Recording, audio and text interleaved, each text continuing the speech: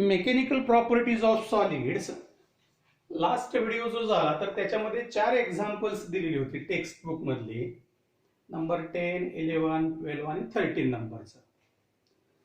तर आता त्याच्यानंतर जे फॉर्म्युले झाले, Young's modulus, bulk modulus, modulus of rigidity, तर त्याच्यावरतीचे जे एक्झाम्पल्स आहेत. आता एक्झाम्पल नंबर 4 आहे. थोडा वेळ व्हिडिओ पॉज करायचा आणि टेक्स्ट बुक घेऊन बसा जवळ. A wire gets stretched by 4 millimeter. एक वायर आहे आणि 4 मिलीमीटर ती स्ट्रेच झाली by certain load. If the same load is applied to a wire of same material with half the length and double the diameter. दुसरी wire आहे. आता इथं force apply केला असेल F1 किंवा लोड अप्लाय केला असेल F1, तर सेकंड वायर जे आहे तर त्याला लोड केलेला, त्याला अप्लाय केलेला लोड पण सेम आहे, F2 is equal to F1. इथं जर लेंथ L1 असेल तर इथं सेकंड वायर जे आहे तर त्याची असणारी लेंथ जे आहे L2 is equal to L1/2. इथं जे डायमीटर आहे D1, D2 is equal to twice of D1. आणि हे एक्सटेन्शन प्रोड्यूस झालेलं आहे in the first wire.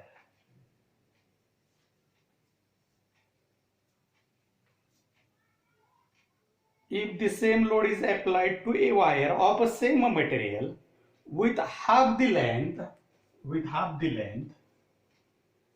and double the diameter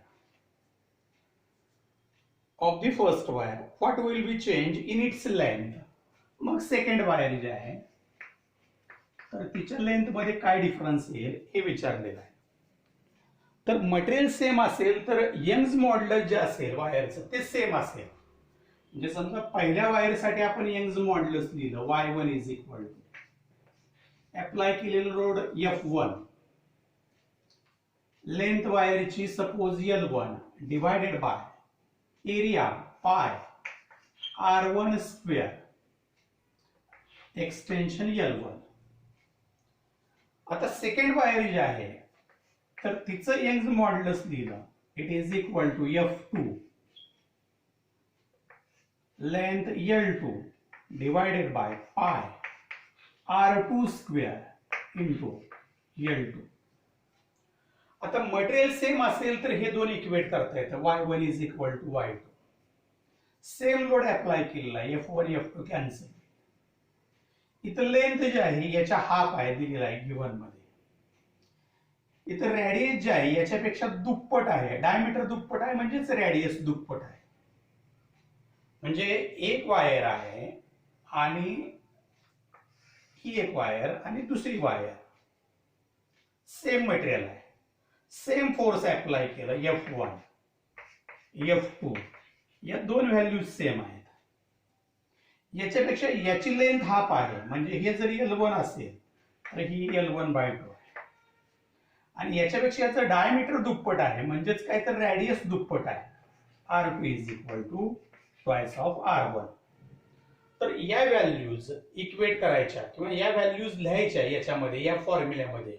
Y1 is equal to Y2 equate करायचे.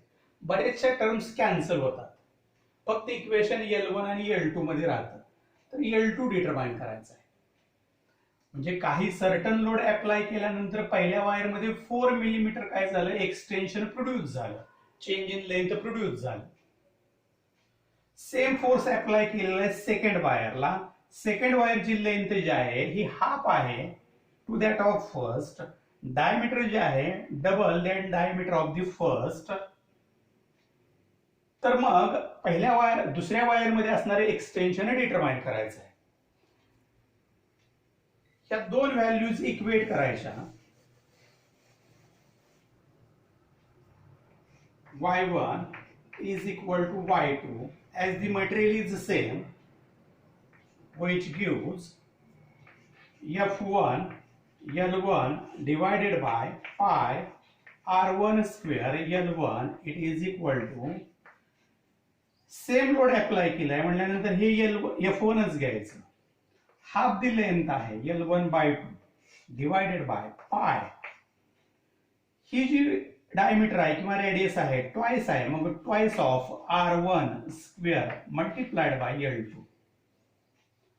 आता याच्यातल्या बरेचशा व्हॅल्यूज कॅन्सल होतात. F1 आणि F1 कॅन्सल होतात, L1 आणि L1 कॅन्सल होतात, पाय पाय कॅन्सल होईल. आणखी दुसरी स्टेप थोडीशी सिम्प्लिफाय करायची. 1 upon R1 square L1 is equal to हे 2 जे आहे डिव्हिजन मध्ये 2 इंटू याचं स्क्वेअर केलं 4 R1 square L2 R1 square cancel झालं. आता L1 दिलेला आहे extension, it is equal to 4 millimetre. 1 upon 4 is equal to 1 upon 2 into 4 into L2. 4 आणि 4 कॅन्सल झालं. L2 is equal to half और 0.5. आता हे मिलीमीटर मध्ये होतं, त्यामुळे सेकंड वायर मध्ये जे एक्सटेन्शन प्रोड्यूस झालं, चेंज इन लेंथ प्रोड्यूस झालं 0.5 मिलीमीटर. वायर सेम आहे, अप्लाय केलेला फोर्स सेम आहे किंवा लोड सेम आहे. मग Y1 साठी फॉर्म्युला लिहायचा फर्स्ट वायरला, सेकंड वायरला Y2 फॉर्म्युला लिहायचा. सेम मटेरियल आहे म्हणल्यानंतर हे दोन्ही इक्वेट करायचे. 4 ची व्हॅल्यू सेम आहे, लेंथ इकडे हाफ होते, रेडियस इकडे डबल होते.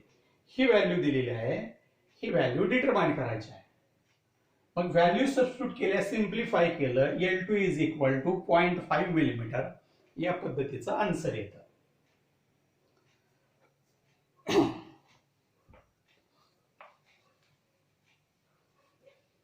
त्याच्यानंतर 6 नंबरचं एक्झाम्पल जे आहे,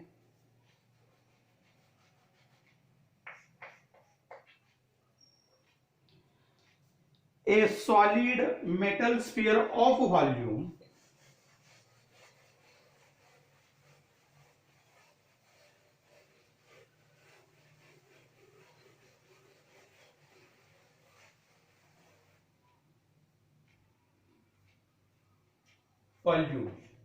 it is equal to 0.31 meter cube is dropped in an ocean where water pressure is 2 into 10 raised to 7 Newton per meter square. Pressure or change in pressure, it is equal to 2 into 10 raised to 7 Newton per meter square. Calculate the change in volume of the sphere if the bulk modulus of the metal is 6.1 into 10 raised to 10. Bulk modulus is equal to 6. आता हे 1 जे आहे हे मी 2 घेतो, आता येणारा answer जे आहे हा नंबर कन्सिडर करून येतो answer into 10 raised to 10 newton per metre square. काय परत एक्झाम्पल बघा. A metal sphere of volume 0.31 metre cube is dropped in an ocean where water pressure is 2 into 10 raised to 7 newton per metre square. Sphere आहे आणि drop केली water मध्ये, आणि मग याच्यावरती वॉटरचं एक्झर्ट होणारं प्रेशर जे आहे ते दिलेलं आहे. आणि बल्क मॉड्युलस जो आहे मेटल स्फिअरचा तो दिलेला आहे 6.2 into 10 raised to 10. डिटरमाइन काय करायचं आहे, चेंज इन व्हॉल्यूम म्हणजे डीव्ही डिटरमाइन करायचं. ज्यांना हा फॉर्म्युला व्यवस्थित पाठ आहे, लक्षात आहे, तर खूप सोपा आहे एक्झाम्पल. काय, bulk modulus K is equal to फी dP डिवायडेड बाय dV. आता हे dV डिटरमाइन करायचं आहे किंवा आहे तसेच फॉर्म्युल्यामध्ये व्हॅल्यू सबस्टिट्यूट केल्या. 6.2 into 10 raised to 10 is equal to volume of the sphere 0.31 into pressure or change in pressure 2 into 10 raised to 7. We have to find change in volume. dV determine करायचा. मग आता हे इकडे ट्रान्सफर करायचा, हा number इकडे transfer करायचा, याने डिवाइड करायचं याला, आणि सिंप्लिफिकेशन नंतर जो नंबर असेल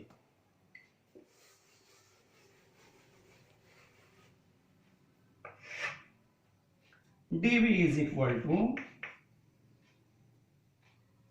0.31 into 2 into 10 raised to 7 upon 6.2 into 10 raised to 10. आता यानं जर याला डिवाइड केलंय 3.1 ची ट्वाइस आहे, दुप्पट आहे. मग हे काय आहे, हे असं होणार 20 टाइम्स ग्रेटर येणार. याने याला डिवाइड केलं तर 10 येईल. मग 10 रेस टू 11 म्हणजे हे दोन्हींच 11 जे आहे हे न्यूमरेटर मध्ये गेल्यानंतर 10 raise to -11 plus 7 it is equal to 10 raise to -4. Volume आहे in terms of metre cube. Sphere आहे, तिचं व्हॉल्यूम दिलेलं आहे, आणि वॉटर मध्ये ड्रॉप केल्यानंतर या प्रेशरमुळं चेंज इन व्हॉल्यूम किती येईल हे डिटरमाइन करायचं आहे. कधी, ज्यावेळी बल्क मॉड्युलस आहे जे आहे मेटल स्फिअरचं, त्याचा नंबर असा असेल 6.2 into 10 raise to 10 newton per metre square. मग बल्क मॉड्युलस साठी असणारं फॉर्म्युला यूज केलं, फी DP divided by DV. K ची व्हॅल्यू सबस्टिट्यूट केली, व्हॉल्यूमची व्हॅल्यू सबस्टिट्यूट केली, प्रेशरची व्हॅल्यू सबस्टिट्यूट केली, आणि डीव्ही डिटरमाइन केलं 10 raise to -4 metre cube.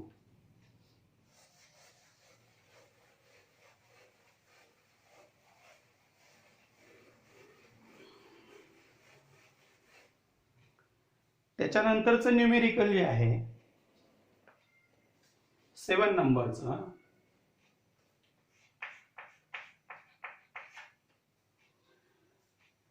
a wire of mild steel has initial length of 1.5 meter. Length is equal to 1.5 meter and diameter 0.6 millimeter. Diameter is equal to 0.6 millimeter, means radius is equal to 0.3 millimeter. Metre मध्ये conversion 0.3 into 10 raised to -3 meter. A wire of mild steel has length 1.5 meter, diameter 0.6 millimeter, gets extended by 6.3 millimeter. Extension produced 6.3 millimeter, it is equal to 6.3 into 10 raised to -3 in terms of meter. When certain force is applied to it, if Young's modulus of mild steel is 2.1 into 10 raised to 11 Newton per meter square, calculate force applied. If Young's modulus is 2.1 into 10 raised to 11 Newton per meter square, we have to find the force or load applied. Mild steel ची wire आहे, length एवढी आहे 1.5 metre, diameter हे आहे म्हटल्यानंतर त्याचं radius जे आहे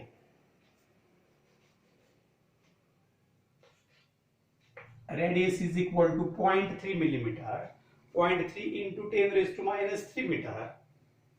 एक्सटेन्शन प्रोड्यूस झालं बाय सर्टन लोड, हे मीटर मध्ये कन्वर्ट केलं. Young's modulus of material of the wire हे आहे, आणि मग फोर्स अप्लाय, फोर्स किंवा लोड जो अप्लाय केला आहे त्याची व्हॅल्यू डिटरमाइन करायची आहे. परत Young's modulus is equal to F L divided by pi R square into L. आता आपल्याला फोर्स साठी तो फॉर्म्युला लिहायचा आहे, F is equal to Y pi R square L divided by capital L. It is equal to Y 2.1 into 10 raised to 11. आता हा number मी या form मध्ये लिहितो 22/7 r स्क्वेअर. आता हाही नंबर परत मला असा या पद्धतीने लिहिता येतो 3 × 10⁻⁴ मीटर. आता याचं स्क्वेअर जे आहे 3 चं स्क्वेअर 9, 10⁻⁴ चं स्क्वेअर 10⁻⁸. एक्सटेंशन प्रोड्यूस्ड 6.3 × 10⁻³ आणि याला डिव्हिजन मध्ये आहे लेंथ ऑफ द वायर 1.5. आता याच्यामध्ये कॅन्सल होणारे टर्म्स कोणते आहेत बघा. आता हे 7 मला इथं डिवाइड करता येते, हे 0.3 येतं. 1.5 ने इथं डिवाइड करता येतं, हे 6 येतं. 10⁻11, 10⁻3, 10⁻³ तर नंबर्स कोणते कोणते राहिले बघा. 0.3 एक राहिले, 22, 6 आणि 6.3. Therefore, which gives f is equal to 0.3 into 22 into 6 into 6.3, which is equal to याने याला मल्टिप्लाय केलं 66 डेसिमल एक डिजिटच्या अगोदर इंटू 6 इंटू 6.3. परत हे कॅल्क्युलेट केलं, सिम्प्लिफाय केलं.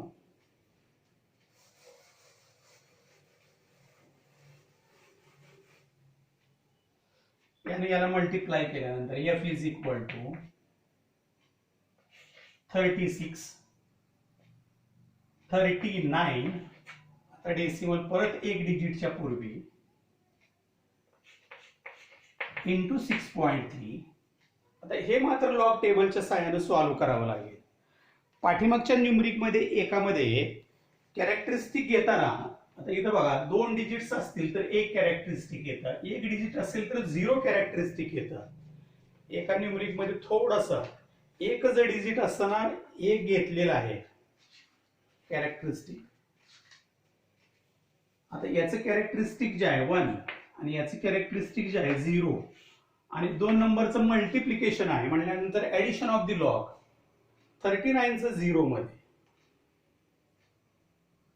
सॉरी 39 चं 6 मध्ये, 5977,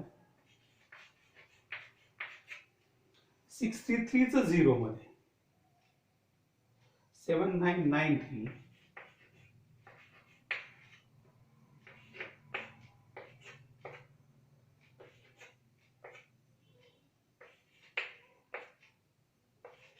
39 चं 7 मध्ये अँटी लॉग,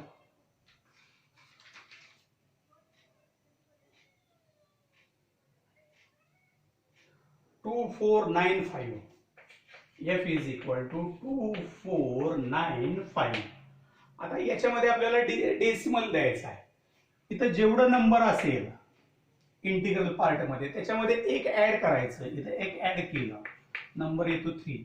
3 नंतर 249.5 न्यूटन. एवढी 4 ची व्हॅल्यू येते.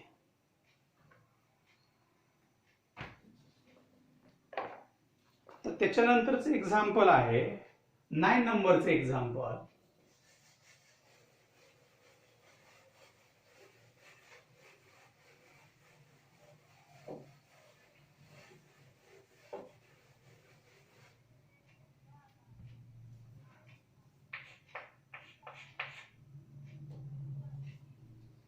A steel wire having cross-sectional area 1.2 millimeter square.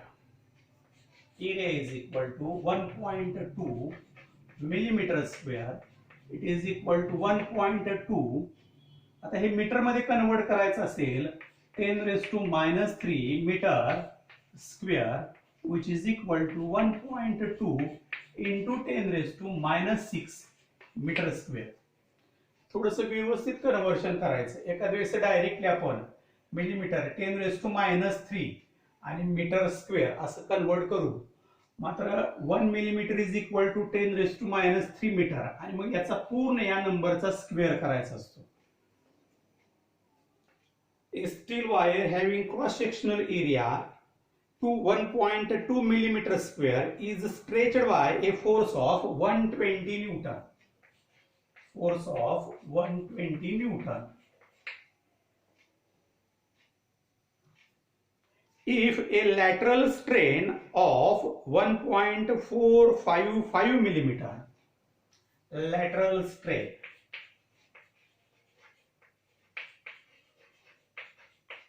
(1.455 millimeter), it is equal to 1.455 into 10 raised to minus 3 meter.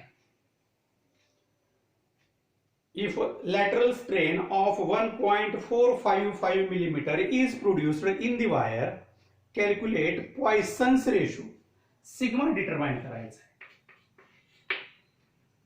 आता इथं दोन फॉर्म्युल्याचं कॉम्बिनेशन यूज करावं लागेल तुम्हाला. एक Young's modulus is equal to longitudinal stress divided by longitudinal strain. हे tensile stress divided by tensile strain असंही घेता येतं, किंवा longitudinal stress divided by longitudinal strain. आणि सिग्मा इज इक्वल टू, हा पॉइसन्स रेशो जो आहे sigma, it is equal to lateral strain divided by longitudinal strain. तर हे आपल्याला सिग्मा कॅल्क्युलेट करायचं आहे. आता इथे एरिया दिलेला आहे, फोर्स दिलेला आहे, तर याच्या सहाय्याने आपल्याला, किंवा यंग्स मॉड्युलसची व्हॅल्यू पण दिलेली असेल. Young's modulus is equal to given y is equal to 2 into 10 raised to 11 newton per metre square. y पण दिलेला आहे. इट इज इक्वल टू, आता लॉन्जिट्युडनल स्ट्रेस काढायचा असेल तर फोर्स डिवाइडेड बाय एरिया असेल. Force divided by area into longitudinal strain. या फॉर्म्युल्याच्या सहाय्याने हे कॅल्क्युलेट करायचं, लॉन्जिट्युडनल स्ट्रेन. त्याच्यानंतर लॅटरल स्ट्रेनची व्हॅल्यू दिलेली आहे. या फॉर्म्युल्याने ही व्हॅल्यू डिटरमाइन करायची. एक व्हॅल्यू दिलेली आहे, दोन्ही व्हॅल्यू या फॉर्म्युल्यामध्ये सबस्टिट्यूट करायच्या आणि मग सिग्मा पॉइसन्स रेशो डिटरमाइन करायचं. It is equal to 120 newton divided by area direct दिलेला आहे 1.2 into 10 raised to minus 6 into longitudinal strain. तर लॉन्जिट्युडनल स्ट्रेन इकडे मल्टिप्लिकेशन मध्ये घ्यायचं, हे इकडे डिव्हिजन मध्ये घ्यायचं. longitudinal strain is equal to 120 upon 1.2 into 10 raised to minus 6 into 2 into 10 raised to 11. आता यानं जर डिवाइड केलं 1.2 न, तर हे येणार 100.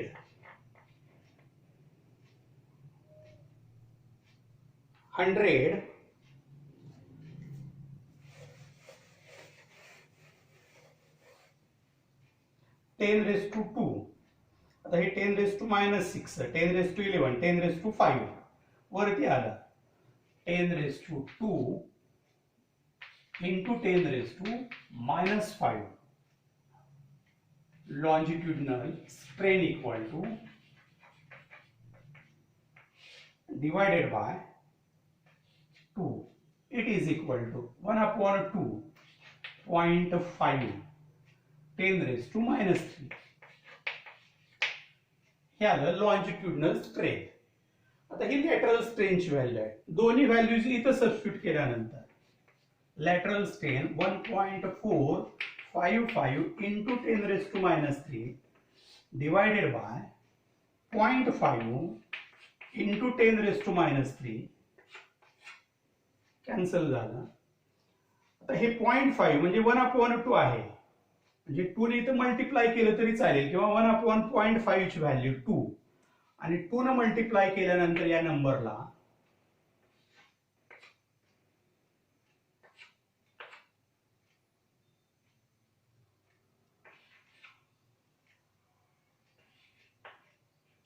.91 हा पॉइसन्स रेशियो होतो सिग्मा इज इक्वल टू. तर या पद्धतीने हे एक्झाम्पल आहे. म्हणजे एरिया दिलेलं होतं, त्याच्यानंतर लॅटरल स्ट्रेन, फोर्स किती अप्लाय केलेला त्याची पण व्हॅल्यू दिलेली होती 120 newton. Young's modulus of material of the wire पण दिलेलं होतं. त्याच्यावरून डिटर्मिन करायचं longitudinal strain. Longitudinal strain is equal to हा नंबर आहे तसाच यंग्स मॉड्युलसने इकडे डिवाइड करायचं. डिवाइड केल्यानंतर येणारा नंबर हा एवढा येतो लॉन्जिट्युडनल स्ट्रेन. या नंबरनं या नंबरला डिवाइड करायचं. 1.455 इंटू 10⁻³ डिवायडेड बाय 0.5 इंटू 10⁻³ हे कॅन्सल झालं. हे 0.5 म्हणजे आहे 1/2. इकडे मल्टिप्लिकेशन मध्ये आलं आणि 2 न मल्टिप्लाय केल्यानंतर हा एवढा नंबर येतो.